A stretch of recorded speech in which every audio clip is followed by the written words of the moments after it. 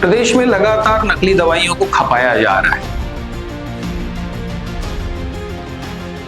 इन drug माफियाओं के लिए छत्तीसगढ़ जो है बड़ा बाजार बन के उभरा है।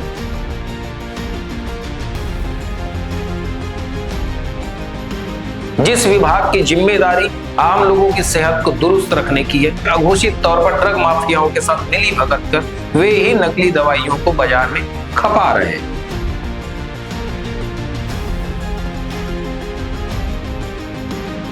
स्वास्थ्य विभाग के मंत्री श्याम बिहारी जायसवाल हैं, जो हमेशा दावा करते हैं कि प्रदेश में आम लोगों की जान के साथ खिलवाड़ नहीं किया जाएगा।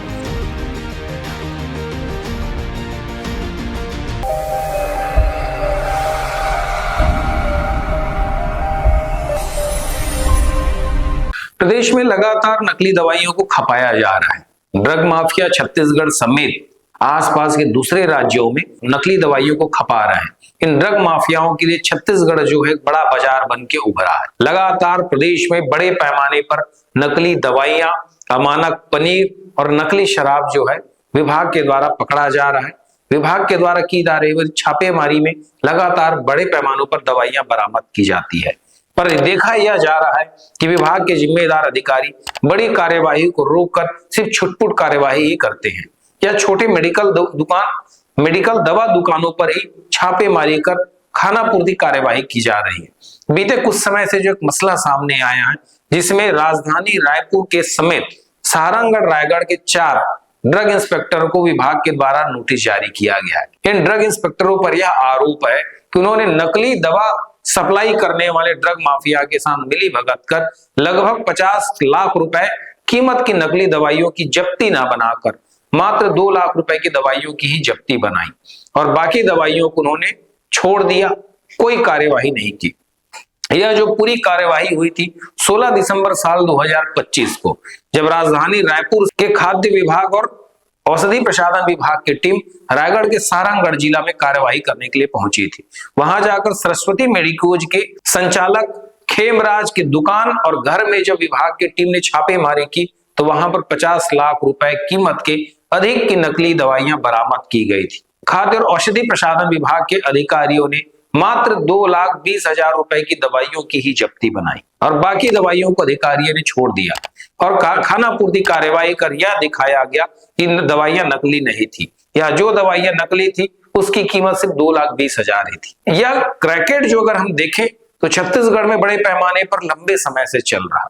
छत्तीसगढ़ में मध्य प्रदेश के इंदौर से, महाराष्ट्र के नागपुर से, उत्तराखंड से, बिहार के रास्ते दवाइयां छत्तीसगढ़ में परोसी जा रही है। आम लोगों के जीवन के साथ सीधे तौर पे खिलवाड़ किया जा रहा। जिस विभाग की जिम्मेदारी आम लोगों की सेहत को दुरुस्त रखने की है, नकली दवाइयों को पकड़ने की है, वही विभाग के अधिकारी अघोषित तौर पर ड्रग माफियाओं के साथ मिली भगत कर वे ही नकली दवाइयों को बाजार में खपा रहे हैं।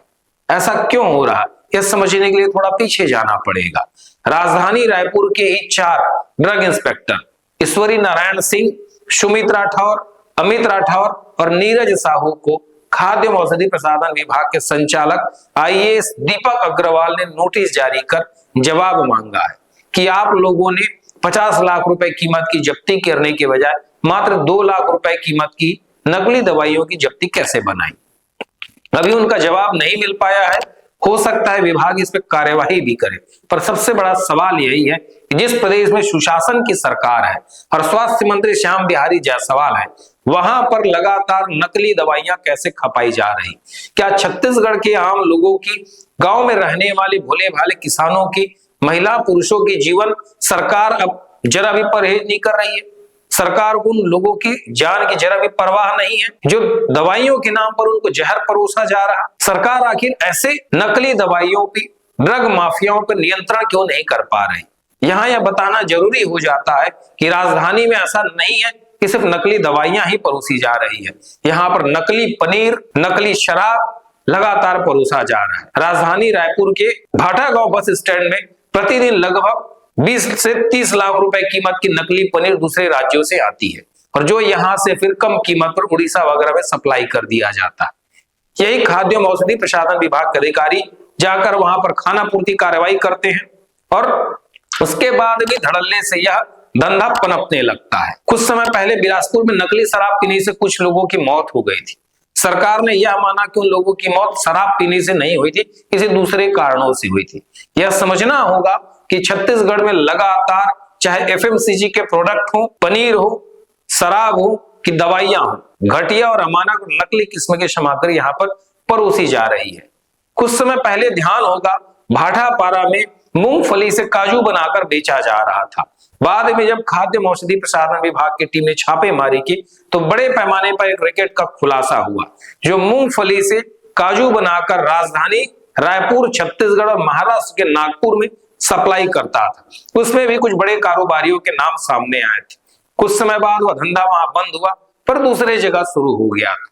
कुछ दिनों पहले ऐसी एक घटना हुई थी जो राजनांदगांव के सोमनी में नकली सितार बनाकर एक कारोबारी के द्वारा खपाया जा रहा था। लगभग 900 करोड़ रुपए का उसने व्यवसाय किया था और खाद्य औषधि प्रशासन विभाग की टीम ने छापेमारी कर उस फैक्ट्री को सील किया।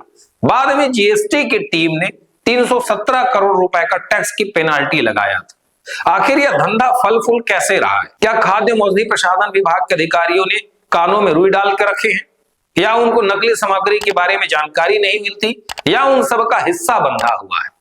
स्वास्थ्य विभाग के मंत्री श्याम बिहारी जायसवाल हैं जो हमेशा दावा करते हैं कि प्रदेश में आम लोगों की जान के साथ खिलवाड़ नहीं किया जाएगा।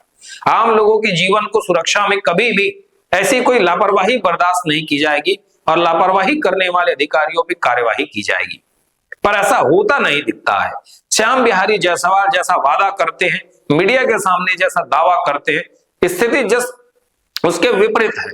वास्तविकता अगर हम जाकर देखें तो प्रदेश एक बड़ा पैमाने पर प्रदेश नकली खाद्य सामग्रियों की, अमानक घटिया सामग्रियों का अड्डा बना हुआ है।